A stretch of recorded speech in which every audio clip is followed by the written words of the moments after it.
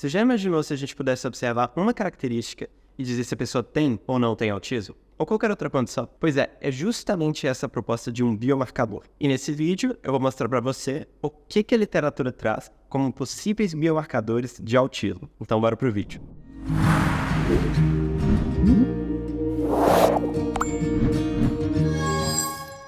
Antes de mostrar o top 5 possíveis biomarcadores de autismo, eu preciso explicar o que é um biomarcador. Um biomarcador é um indicador de uma condição, que significa que está mais frequente em pessoas que têm a condição do que pessoas que não têm a condição. E no caso do autismo é um pouco complicado, porque ainda tem muitas perguntas sem resposta e muitas questões pouco compreendidas. Então, nos biomarcadores que eu vou mostrar aqui, alguns são mais sólidos e outros são menos sólidos em termos de evidência. Isso, é claro, pode mudar de acordo com o rumo que a ciência segue. Então, bora para o top 5. 5. Exame de imagem.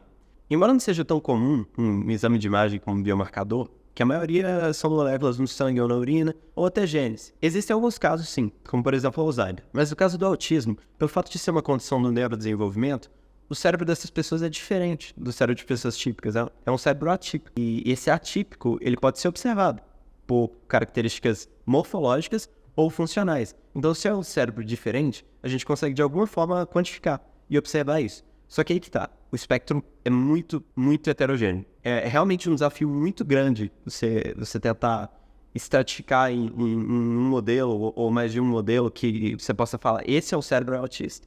E se a pessoa tem um cérebro assim, essa pessoa é autista. Por enquanto, a gente não tem isso. Mas os estudos estão sendo conduzidos e a gente tem muita gente mexendo com isso. E parece que o caminho é estratificar o autismo, ou seja, separar em pedaços menores de acordo com alguma característica, ou biológica ou comportamental. Recentemente, inclusive, um artigo publicado na Nature propôs a divisão do autismo em 4 subgrupos. E tem um vídeo no canal sobre isso, vale a pena dar uma olhada. 4. Genes específicos. E por que genes específicos está nessa seção? Você deve se perguntar. Porque o autismo é uma condição poligênica, que significa que tem vários genes que determinam a condição. Não é como se fosse um gene e você tem um gene e você tem a condição. Não é assim. Algumas condições são assim, como por exemplo a doença de Huntington. Mas o autismo não. Tem vários genes que estão associados e uma combinação, uma permutação entre eles vai dizer se você tem ou se você não tem a condição. E é uma relação muito complexa, uma relação que a gente não compreende completamente, mas a gente compreende uma parte. A gente conhece vários genes. Inclusive tem uma base de dados que chama SPARI. E essa base de dados, ela coloca os genes lá e atribui uma escala de intensidade para o gene, o grau de associação. Então você tem genes que são mais frequentes, mais poderosos, sim, quanto ao autismo, e genes que são menos. Isso permite que você faça testes genéticos para comparar o seu DNA com as amostras, com os genes catalogados, que estão relacionados com a condição. Por exemplo, a Angelina Jolie, esse caso ficou famoso, né?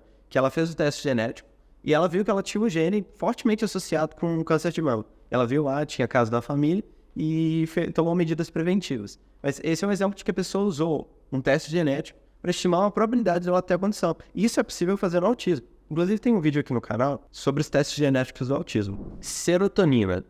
A serotonina, que é conhecida como hormônio da felicidade, é um neurotransmissor que está associado a muitas funções, desde o comportamento social e o sono até a cicatrização. No autismo, algumas pesquisas mostram que os níveis de serotonina estão aumentados na periferia e diminuídos no sistema nervoso central, embora não se saiba exatamente o porquê. O que se sabe é que os níveis de serotonina desse canal diminuem consideravelmente quando você não curte o vídeo. Aí sem serotonina fica difícil, mas fica tranquilo. Se você clica no joinha, é 2 em 1. Além de dar serotonina pro canal para dar aquele up, você diz pro YouTube que o vídeo é relevante e aí chega para mais gente. Então a serotonina no autismo, embora ainda não tenha tantas pesquisas para justificar essa relação, ela não poderia estar fora do top 5. Inclusive, conforme as pesquisas avançam e a nossa compreensão sobre o assunto aumenta, talvez ela possa ser inclusive implementada para uso clínico. Macrocefalia.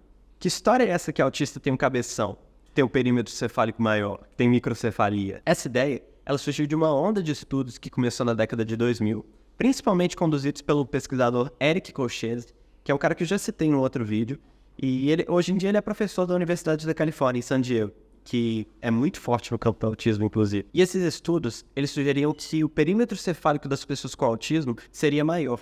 Mas seria maior porque nos primeiros anos de vida, ele ia crescendo aceleradamente. Aí chegava no quarto e começava a desacelerar. De forma que, na adolescência, o perímetro cefálico da população com autismo e da população típica seria o mesmo. O tamanho das cabeças seria o mesmo, falando assim. Recentemente, em 2015, Uma meta-análise mostrou que 15,7% das pessoas com autismo teria microcefalia, enquanto que na população normal essa proporção seria por volta de 3. Ou seja, na população com autismo, a proporção de macrocefalia seria 5 vezes maior do que na população típica. E os mecanismos por trás desse aumento no perímetro cefálico, eles não estão totalmente elucidados. As pesquisas divergem muito, mas elas convergem em um ponto. Haveria uma menor taxa de poda neural. E o que é a poda neural? De uma forma geral, a poda neural é um mecanismo por meio do qual sinapses ruins são eliminadas. E o que é uma sinapse ruim? Uma sinapse que não é tão eficiente, ou uma sinapse que não é usada. São sinapses de baixa qualidade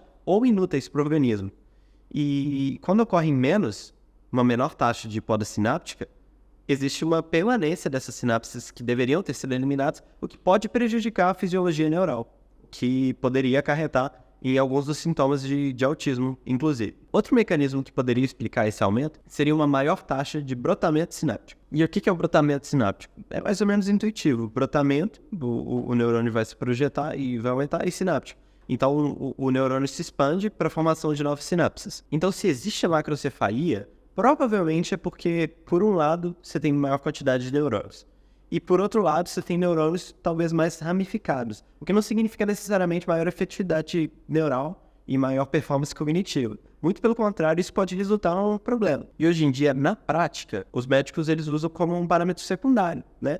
Vai lá, o bebê tem alguns sintomas autísticos, está na dúvida, está em cima do muro, não sabe se é ou se não é, pode servir como um auxílio no diagnóstico de autismo. Mas não é um parâmetro decisivo, tem cabeça maior, tem um perímetro cefálico maior, tem autismo, não é tão poderoso assim. Até porque tem muitas outras condições que tem o quadro de macrocefalia. Número 1, eye tracking.